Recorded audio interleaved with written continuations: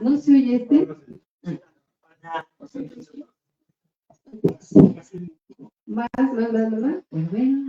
Hola, muy buenas tardes. En nombre de Librería Bonilla y de Bonilla Activas Editores, les damos la bienvenida a esta presentación de Zigzag de la Gacela de Carmen Leñero.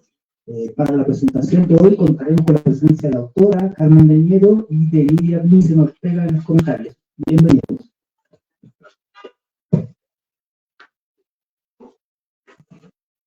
Hola, buenas tardes. Aquí, ahí está. Bueno, buenas tardes a todos, noches, y gracias por haber emprendido la aventura de llegar aquí en la Ciudad de México en el Tapa. Pues estoy aquí invitada por Carmen, lo cual es un honor, y vamos a hacer una presentación de este hermoso libro que hoy nos convoca. Hemos aquí reunidos para compartir gustosos el nuevo libro de Carmen Leñero, El Zigzag de la Gacela, publicado por Ediciones Bonillas, por Ediciones Bonillas. Quien se adentra al zigzag de la Gacela se ve verdaderamente sorprendido y extrañado, pues se enfrenta a un diferente tipo de poesía proveniente de la lírica persa, el gazal o gacela, una de las formas más exóticas y exigentes, tanto para quien la escribe como para el que lee. Este ancestral tipo de poemas se caracteriza por una estructura muy peculiar.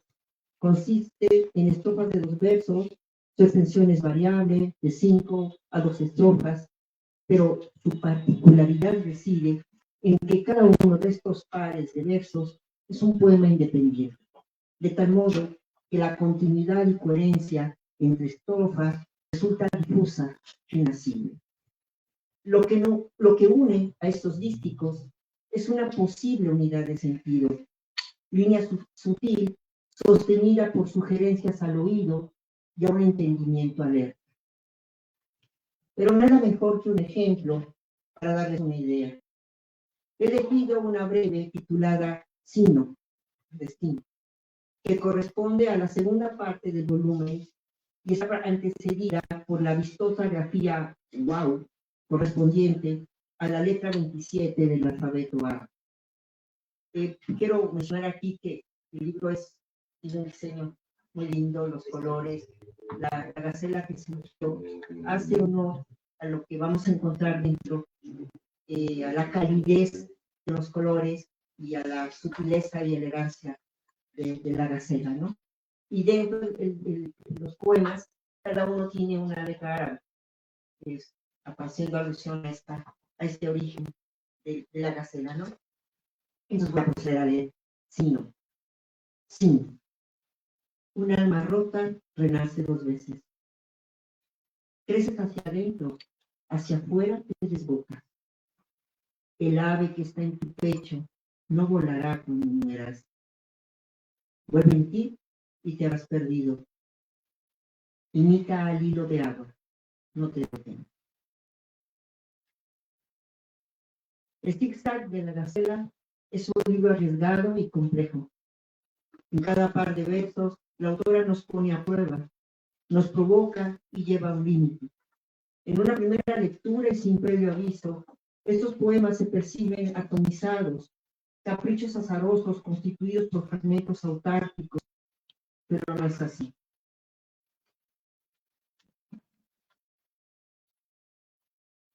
Para entenderlos, es preciso saber más de este tipo de poemas, para valorarlos en su verdadera dimensión literaria. El gazal o gacela, como la conocemos en español, es una forma lírica antigua, como dije. La palabra persa gazal lo mismo nombra a estos poemas, a este tipo de antílope, que a su llanto cuando ha sido herida y siente que va a morir.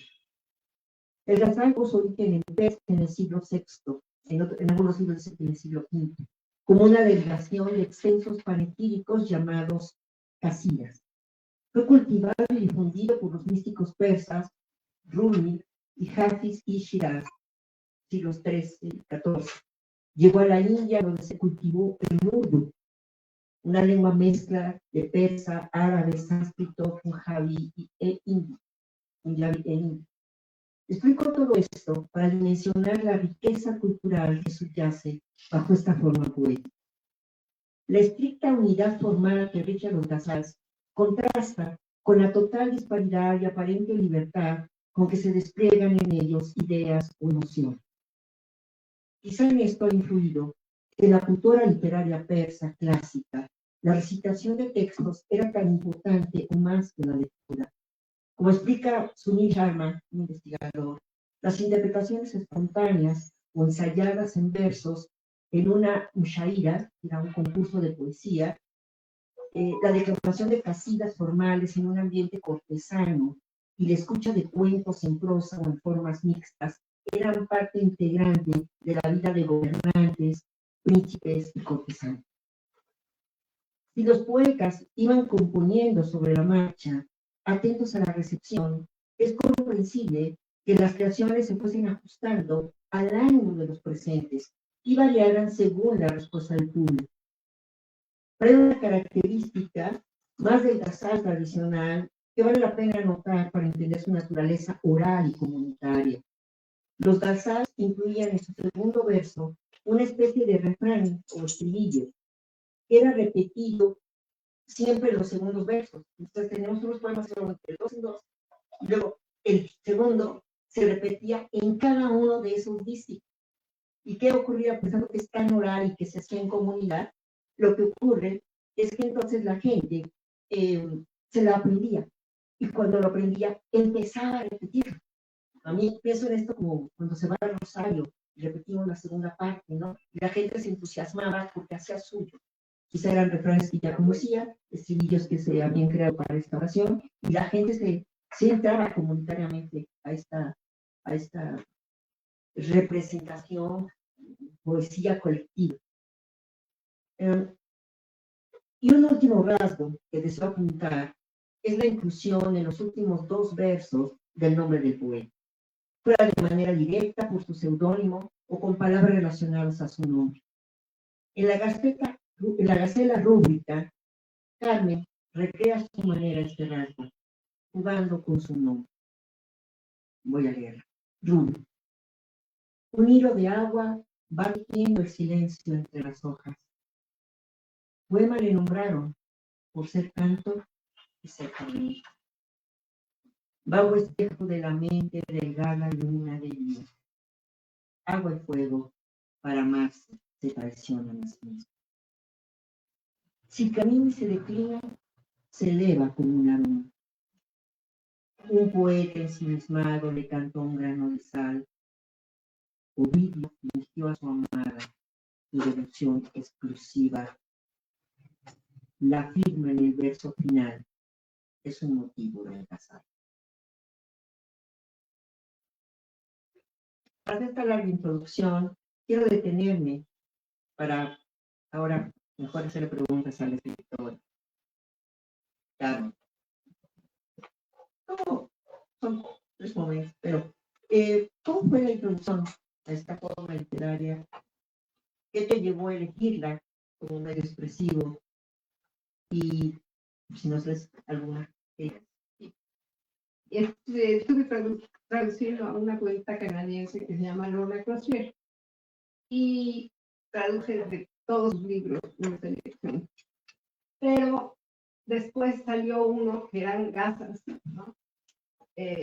Con esta misma forma. Y es una forma que se ha desarrollado tanto que en la tradición anglosajona, pero particularmente en Canadá, se empezó a usar ya sin las rimas, ya sin esos estribillos, ya sin esas exigencias métricas y tampoco con las rimas, porque en inglés no se hacen las rimas de la misma manera que en persa. No les quiero explicar cómo es en persa, porque no tardaríamos. Pero la cosa es que ella estaba siguiendo esa pequeña tradición muy amada por varios ya poetas contemporáneos, donde el ghazal se presta al juego. Es a la vez sarcástico, irónico, juguetón, y además tiene una cosa muy linda, de que no tiene que hacer sentido. Bueno, no es lobo, ¿no? Es saltos de una asociación libre a otra asociación libre. Entonces yo sentí que ahí me volvería muy a gusto. A mí me gustan las formas chicas, entonces como el haiku o lo similar al haiku, el aforismo, pero esto tenía una particularidad, que sí forma la unidad. Entonces, forma la unidad, pero no es evidente esa unidad. O la construye el lector, o es subliminal. A lo mejor significa lo mismo, ¿no?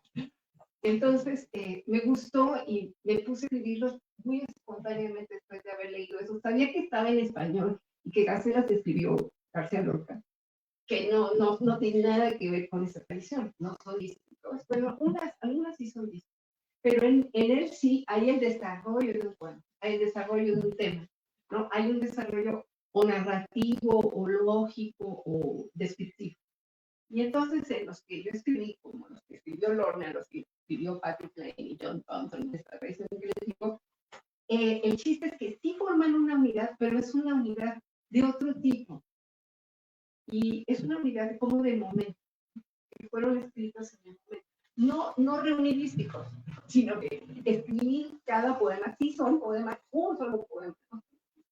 Entonces, es el estilo lo que me atrajo tanto y me hizo sentir que tenía mucho que ver conmigo, que me gusta mucho vivir en la contradicción, que me gusta mucho jugar, cambiar de planos, ¿no? De repente estar hablando de una cosa muy importante y de repente de una cosa muy línea, o de repente hacer un juego de nociones, o sí. Entonces me gustó esa libertad. No sé qué tan traicionando a la forma original, pero a fin de cuentas sí me funcionó. Lo leí y decía, no, sí, quizá que diga, pero sí, lo dice. Y además, nacen los primeros dos versos, y entonces después viene una. Pero el chiste es que no sea un desarrollo de los dos versos, que cambia el tono. Y también ellos lo que hacen es que tienen una métrica diferente. Entonces también hay un cambio de ritmo. Bueno, todo eso me pareció divertidísimo y quise explorar y sentí que tenía que ver conmigo.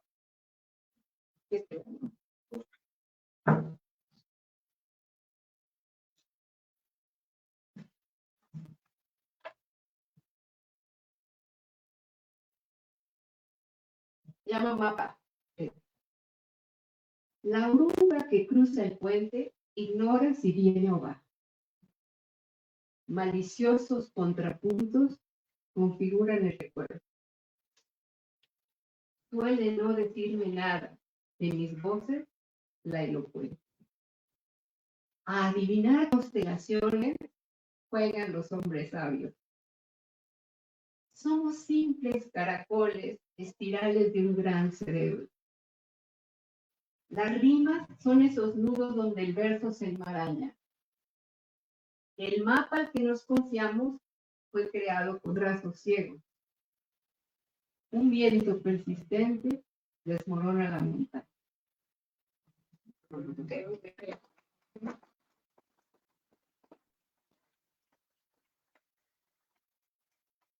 Lo muy curioso es que sí, en el proceso artístico, sí hay esos saltos. O sea, cuando uno está componiendo un poema de lo que pues te atienes mucho a cómo, por dónde vas, y vas lineando, y vas siguiendo la pista. Y aquí te tardas. Muy Carmen. Estudios de la poesía árabe explican cómo esta forma poética se diseminó hacia otros idiomas, el turco, español, hebreo, alemán, inglés, mientras en sus lenguas originales se enseñan patrones de rima, en otras lenguas esta se fue adaptando y relajando. Desconozco si los gastales se siguen escribiendo en las culturas donde se originaron. Por lo que lo toca a nuestro idioma, hasta donde tengo conocimiento, llegó a España a través de los textos árabes o andaluces. Pero solo dos ejemplos de habla hispana vienen a mi mente. García Lorca, por supuesto, en cuyo libro póstumo El diván del Tamarí, de 1940, se incluyeron 5 poemas deslumbrantes, a los que él mismo llamó gacelas, y previamente composiciones del poeta peruano Manuel González Prada, quien también escribió poemas a los que llamó gacelas. Estas últimas sí se apegan a la rima de los gazales, que como decía eran de 10 a 12 versos, y las rimas son particulares porque es AA, BA, CA, DA, DA, mantiene ahí la rima. Si bien ambos escritores tienen conciencia de que indagan en este modelo poético, no se apegan a los rasgos formales de las composiciones persas, ni arriesgan a dísticos apareados verdaderamente autónomos. Me voy a detener para preguntar a la poeta. ¿Qué mantienes tú de la forma original? ¿Qué cambias, o sea, del original, o qué tomas de esa evolución de lengua sajona, que es de donde tú te influenciaste? ¿Qué dificultades encuentras en la escritura del Gazal, de las gacelas? Y si quisieras ejemplificarlo directamente. Lo que permanece del Gazal es que canten. Igual los dísticos no tienen que ver en términos de lógica y de métrica, no estoy tratando de ningún patrón consonante ni nada, pero sí que canten. Entonces, bueno, les voy a leer. Yo siento que cantan, a lo mejor es una canción pues, muy contemporánea, así de pero sí que para mí cantaran. Entonces, sí hay rimas internas y yo creo que también las imágenes cantan cuando aluden una a la otra, ¿no? Cuando se reflejan por allá. Entonces yo creo que conservo eso. Yo, el Gazal original no tenía esa independencia de dístico, pero sí tenía como saltos, ¿no? Sí tenía eso de los saltos. Y ya es lo único que conservo de eso. Es tal vez otra tradición, ¿verdad? Y entonces, a ver, ¿cómo? A veces las ideas también cantan. Es que eso es interesante porque las ideas no tienen que apegarse unas a las otras, sino tienen que acompañarse, ¿no? Y al acompañarse, hacerse vibrar unas a otras. Entonces, los dísticos no tienen nada que ver, sin embargo, un dístico está acompañado. Y eso cambia, digamos, su naturaleza contextual, no está ahí solo. Por ejemplo, un haiku, lo lees y te quedas callado. Entonces, el callado, el silencio. Y aquí no te quedas callado porque viene el otro. Entonces, hay una especie como, no es fluidez, pero sí es un camino a mí. Bueno, pues voy a ver si lo. Y las dificultades. No, las dificultades no eran dificultades, para mí eran fáciles. Lo difícil era saber si valían. O sea, lo difícil era pensar cómo le va a hacer el lector. Sí. O sea, no vender trama, tampoco ser que los brincos fueran así, continentales. Entonces, sí buscar, y por ejemplo, haberles puesto título, pues fue una trampita, ¿no? Porque si verdaderamente quería que fueran así subliminales o sutiles e enigmáticos, ya ponerle el título es un poco como guiar al lector, pero yo dije, no, si no, nadie va a leer. Ahora también sé que hay unos dísticos que son mejores, que si fueran aforismos, valdrían por ellos. Y sé que ellos atrapan, pero es como si estuvieras pescando. Pues estás ahí una hora y de repente salta un pez. Y luego no salta el pez hermano, primo, familiar de ese, sino otro. Así es un año de pesca.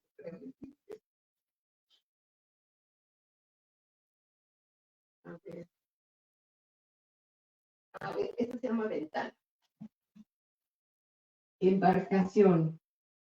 Ave y junco deben su nombre al río. Las palabras verdaderas son por sí solas versos. Está sumando en mi interior la metáfora dorada. Lujosa y miserable permanece el alma atenta. Una ventana se abre porque respira en mis muros. Cada criatura inventa su hábitat con un gesto. De mis ojos surge el paisaje y se enfoca en el mundo. Cada dios que nace y muere deja su estela de luz.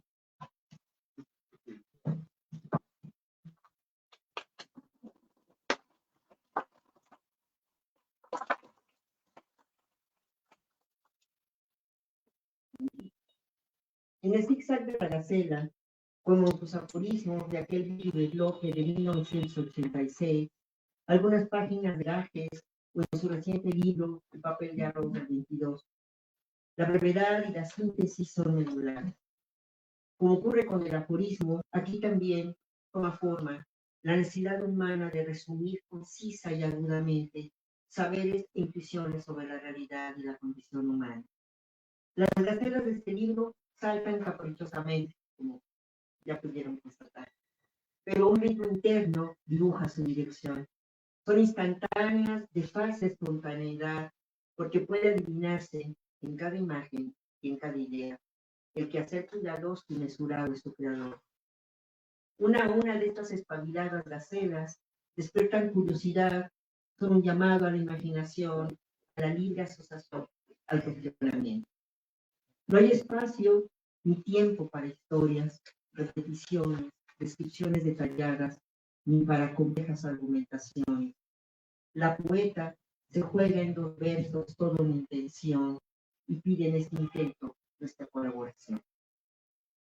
Algunos de estos variados tienen algo de sentencia, enigma, greguería o muestran cercanías con el haiku. Pero en las gacelas la condensación es aún mayor. Cada palabra es preciosa y la sintaxis es violentada a su mínima expresión. Estos recursos potencian la fuerza semántica del lenguaje y se abren a infinidad de interpretaciones. Cada gacela acrisola una verdad individual, me parece, como en el caso de intimidad. Aturdida por las voces, despierta a veces sin clave. Es morador o morada ese otro yo que en mí se mueve. No sabe usar lengua alguna, su cuerpo es solo garganta. Me duele la nuca a ratos y mi palabra está en mí. Enemiga y secreta, rima tu sorda ficción en llama. Duele la intimidad como una daga en tiempo. Como esos elegantes animales de la sabana, los poemas de Carmen Leñero también son gráciles, rápidos y vividos. Se nos dan, se nos escampan entre paradojas, comparaciones, metonimias, fragmentos, ironía, afirmaciones y preguntas. Desde una lógica e inocente provocación hasta un desafío filosófico. Los lectores debemos estar siempre alertas con estos inteligentes versos en zigzag que lo mismo se detienen en la dignidad de un árbol, una callada mandarina, dos juncos distanciados, o que nos plantean preguntas radicales sobre nosotros. Sí, nos vamos camino a nada desde allí. En este poemario, Carmen ha cincelado cada verso sin admitir aristas ni accesorios. Como han escuchado, simples verdades nos asaltan, poniendo al descubierto nuestra contradictoria relación con aspectos sustanciales o triviales del mundo, a través del juego de opuestos, sorpresas, retos para la lógica, ironías, nueva relación de elementos, contraposición de imágenes, descomposición de sentimientos. Y ahora me detengo nuevamente porque mi pregunta ahora es, ¿cuánto tiempo llevó tener aquí este libro? Y si quisieras hablarnos de la gestación de uno, entonces, no quiero. Pues en tiempo no sé, pero fueron muchos ahora. Muchos ahora acumulados a lo largo del año. Y en cuadernos, ¿no? En cuadernos son de este tamaño. Entonces, lo fui escribiendo un poco porque había leído lo de Lorca y había leído otros, y también porque había leído a Rumi. Y entonces estaba contagiado. Lo había leído traducido al inglés, porque las traducciones los traducidos al inglés, entonces daban este mismo sabor a cosa concreta que se evapora. Y entonces, bueno, así lo estoy escribiendo, y no tenía el plan de hacer un libro, sino que después que que ya iban varios, dije, pues, hasta puedo hacer un libro. Sí. Y pues yo no le llamaría volumen. Con trabajos tiene logo. Pero también una cosa que me ha gustado es eludir la seriedad, sobre todo cuando se habla de cosas que nos importan. Es una parte de humor, es una parte de escape, pero también es poner las cosas en su sitio, ¿no? Guardarlas por... ¿Y qué? Sí, no. Ay, no. ¿Cómo lo hice? ¿Dónde nació? Lo hice. ¿Qué fue? Lo hice por algo que me contó mi hermano que hace astrología.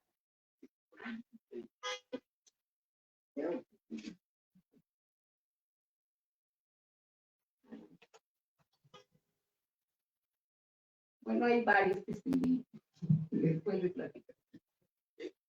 Hay una estrella que nos define, la que todavía no nace. ¿Cómo se exalta el jardín si me detengo a observar? El aroma se ausenta de las flores cuando el naranjo medita fruto. La pereza no es pecado cuando procura una alivio. Por la claraboya de mi ombligo vi que el mundo era un embudo. Ser una callada mandarina y ordenar el mundo en chico.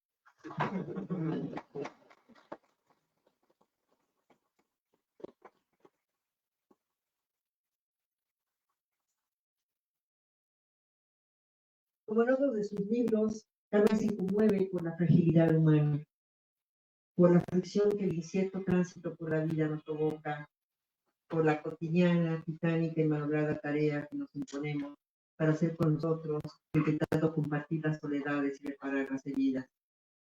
Pero también hay distancia y sabe reír. En sus lúcidas y delicadas gacelas, la poeta nos regala haces de luz, revelando los misterios, que en ocasiones son una imagen visual inusitada y poderosa, que nos regala ojos nuevos para mirar lo cotidiano.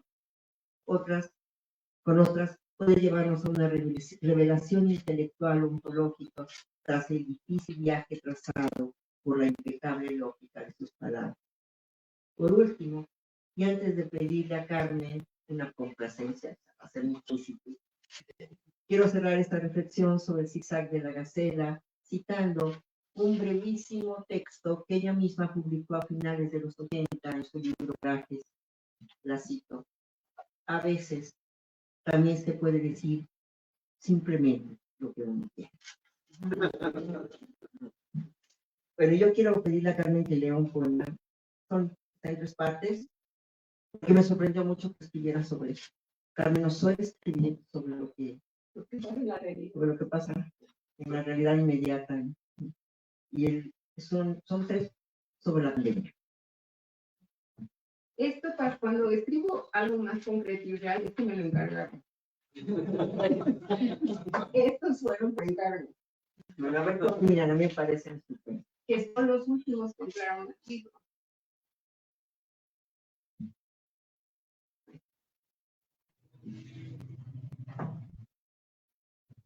Equilibrio asesino y sabio acaba con el destino y el polvo. Saltando de aquí a allá, un virus inocente imita al ciervo. Del último respiro queda un amor colgando. El hogar adquiere geografía, acantilados y cuerdas. Sepulturas abiertas en espera de inquilinos. Hogueras por toda Delhi, el alma del mundo ardiendo. Sensación de que sí es justo, penuria llevada a cuesta. La pandemia fue la ilusión de que estábamos cerca. Se esconde a llorar sin careta por no sofocar a su enfermo. Este es el 2. Las secuelas hicieron grietas en nosotros. Tras las puertas del hospital se esfumaron personas vivas. Una llamada de atención total que nadie escucha. Hizo todo por no ver que llevaban a su abuelo en la camilla. En el silencio de la casa zumban los demonios. Las sirenas de ambulancias y los pájaros compiten. Estoy viva de milagro por un lapso de tiempo quieto. Ni los cirios solitarios incontables hacen justicia a la cita. Me quedé muy sola en casa y vi que estaba repleta. Hay quien emigra hacia la luz en una balsa desairada. Careces de compasión, recrimina quién a quién. Tengo un alma enfurecida que a menudo no lo sabe. Un murciélago indolente surca la piel del cielo. Morirse en vilo sin un instante en paz. No llega ni un solo rezo al Dios que retuvo el aire. También soy yo quien resuella desde esta práctica. Vamos en fila tras el séquito del mundo.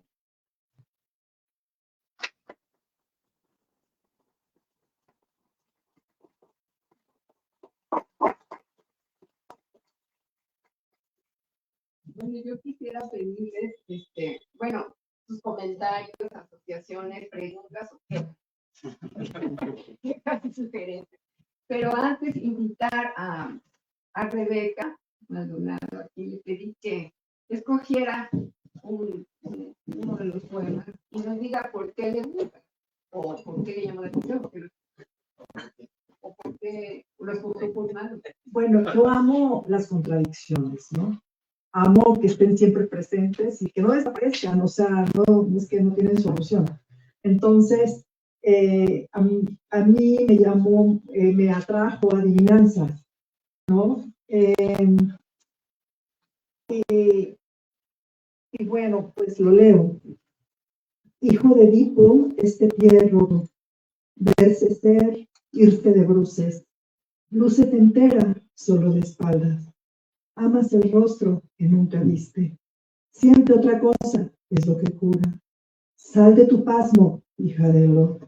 Sal de la duda, muérete un rato. Sal de la vida retrospectiva. Niña que baila, alma en reposo. Pues me encanta tu antiplatonismo. Lo leíste como un responso, como un Sí. No todos tienen ese ritmo, pero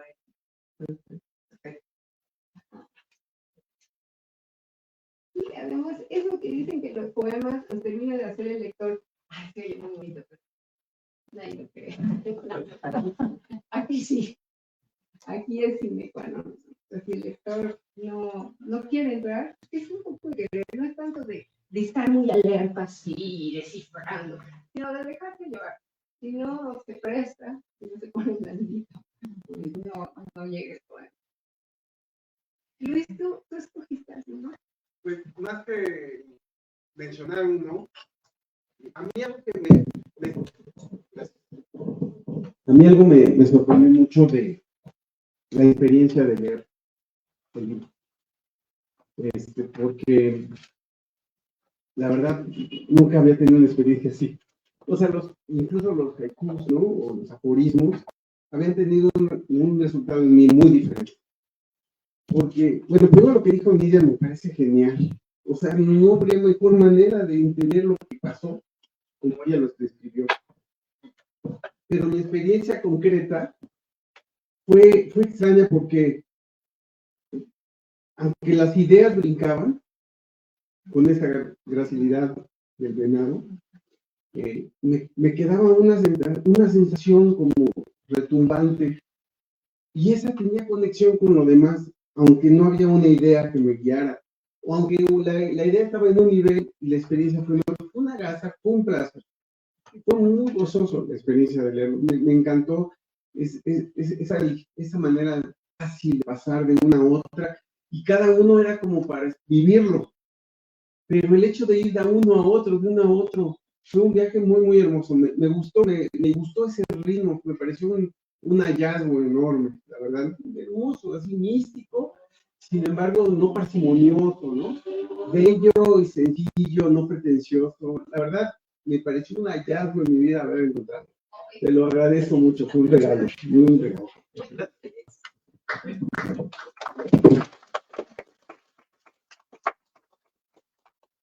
¿Alguien más le pedí que leyera, no? ¿Está aquí?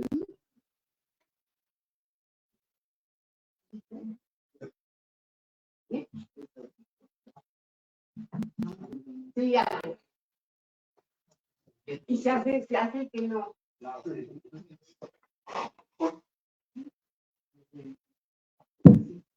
Bueno, yo escogí Oráculo. ¿Por qué?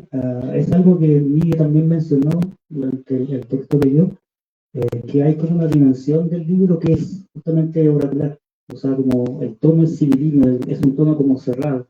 Obviamente en otras partes hay partes como iridiscentes, tornasoles, luminosas, pero también hay como fragmentos del libro que son así, que tienen ese tono oracular.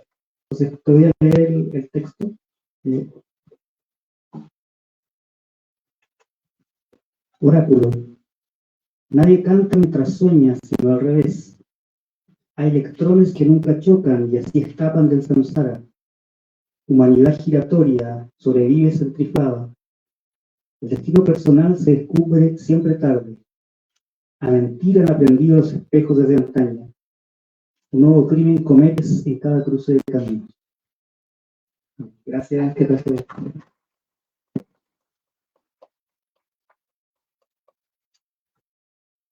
¿Alguien más quiere comentar o quiere leer o quiere pedir? ¿Sí? No. Bueno. Ah, sí, a ver.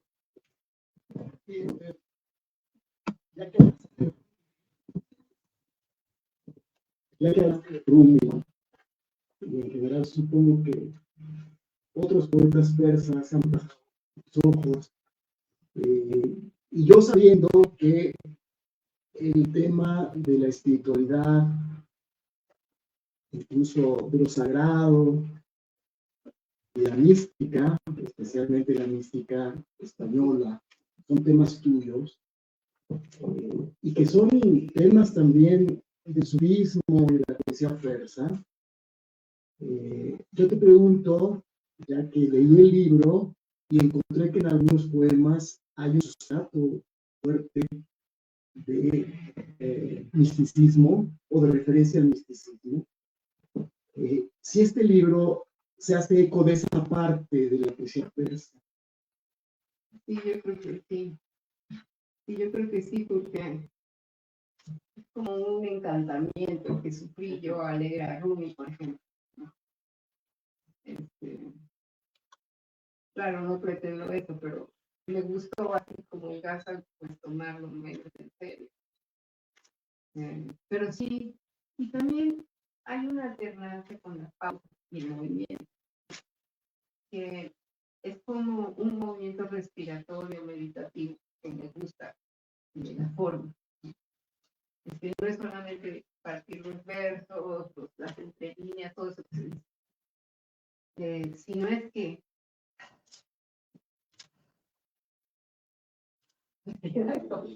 como así respirar las palabras. Entonces sí, yo creo que tiene que ver con ese amor por decir y no poder decir.